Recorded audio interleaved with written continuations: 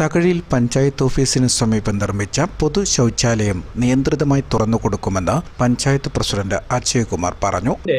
നമ്മുടെ പഞ്ചായത്തിനോട് അടുത്ത് ചേർന്നാണത് നിർമ്മിക്കപ്പെട്ടിട്ടുള്ളത്.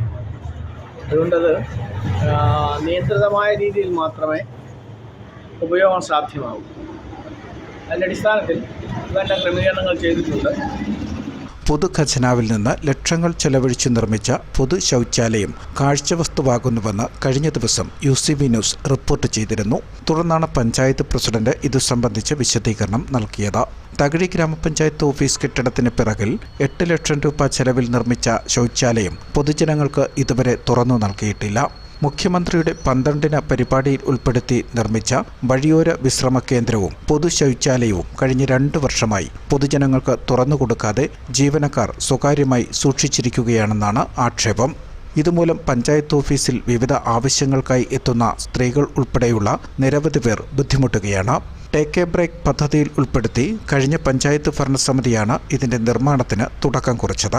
ഉദ്ഘാടനം നടന്ന 2 വർഷം പിന്നിട്ടിട്ടും പൊതുജനങ്ങൾക്ക് ഇത് തുറന്നു കൊടുത്തിട്ടില്ല.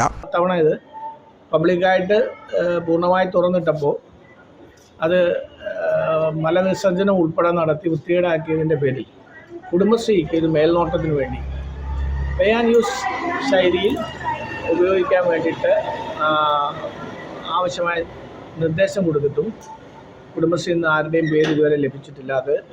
അത് ബെനിഫിഷ്യൽ അല്ല എന്നാണ് അവർ പറയുന്നത്. കുറച്ച് പേർ മാത്രം വരുന്നതുകൊണ്ട് ബെനിഫിഷ്യൽ അല്ലെന്നാണ്.